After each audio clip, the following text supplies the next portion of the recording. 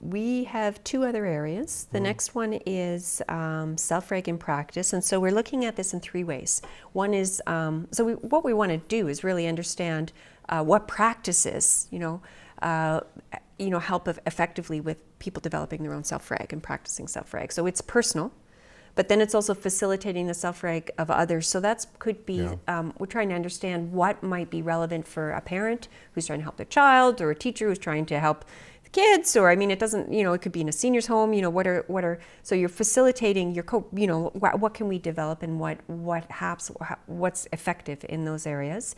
And then the third one is around professional development, which is a little bit different actually. So it's what are the most effective practices for, building. We've just looked at one of the school divisions that we're thinking a lot is doing. They're trying to figure out where to from here to develop their teams professionally. So what matters, what works, what do we know?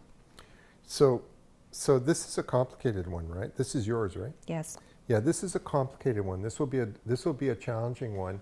I mean, on the one hand, you want to capitalize on an awful lot of stuff that's out there, best practices stuff, and that might be educational, it might be clinical. On the other hand, there's a bit of mining that has to go on here too. And I'm always reminded here of that line from Moliere, I've been speaking prose all my life and didn't know it. When I look at best practices, what I find is a lot of people were doing self-reg and didn't know it. Yeah. But what's important there is that they misunderstood why they were getting the outcomes that they were getting. I'll give you a great example. When we were starting off Mary, I was asked to go.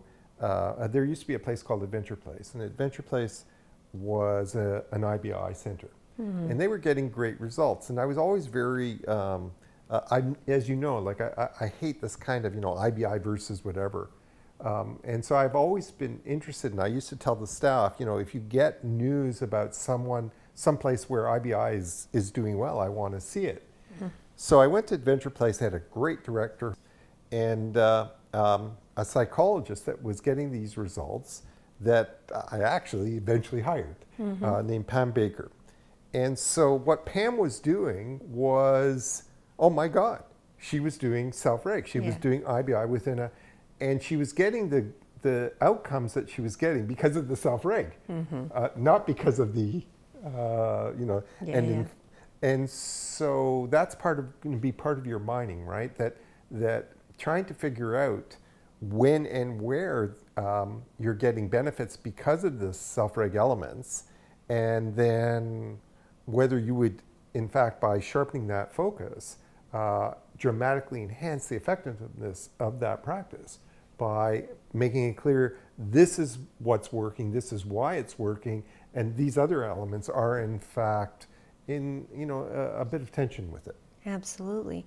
And it also is looking at the complexity of it. So if this is working in this context, well, that's... you've got a really small community, remote community. Yeah, what's going to work there? Well, we're doing lots of stuff internationally. Is it the same in other places? I don't know, right?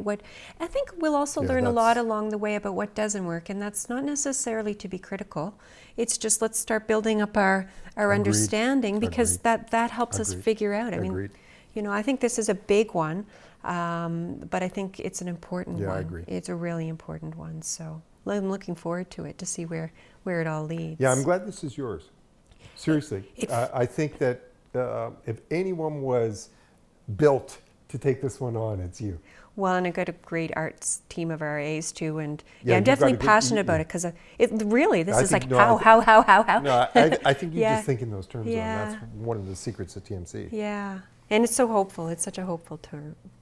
So I'm really, really looking forward to it. So the last one goes to our wonderful Brenda, and she's looking at, we get asked this all the time, assessment. And so right now we've got tools, measures, methods to assess self-regulation projects, practices, activities. And so we've talked about different contexts and so on. So she's diving into that one, which is its own, that's a big one too. Yeah, but you know what? Brenda's been doing this her whole life. Yeah. And the hope here too is, for us, the whole reason we do this category, I mean, we've called it assessment, it overlaps all kinds of things, but for us, it's always purpose. This isn't about proving anything. This is about, I mean, the whole reason we do this is then we figure out what to do next, and it's always about moving everything forward. So it's an important one, and I feel that we'll have a lot of clarity in a few months about where we need to go next. Yeah. And that's an important one for us. So those are our 5 areas. So it's the 5 domains of stress, and that includes the nature of stressors and then hidden stressors. And in all its complexity, we're looking at the effect of stress on neural and psychological functions, transition, positive to negative, self-reg in practice in 3 different ways, and then assessment tools and measures. And we're building our foundation. So look for our first publication on that. We'll be coming out for July. It'll be ready for the next summer symposium, and we'll lots more to come. This is exciting. It's incredibly exciting, and it's the time. Yeah. And we have you back. We have you for a little bit more of the time, so that was an important one for us too. So I love this stuff. Yeah, I know you do. I seriously love it. I know you do. You told me, I talked to you last week about taking a break. You said, you don't understand. Yeah. This is a break. I love it. I love right. thinking about these things. Yeah, so I do. We're in good hands. We have a good team, and we're off to the races. Yep.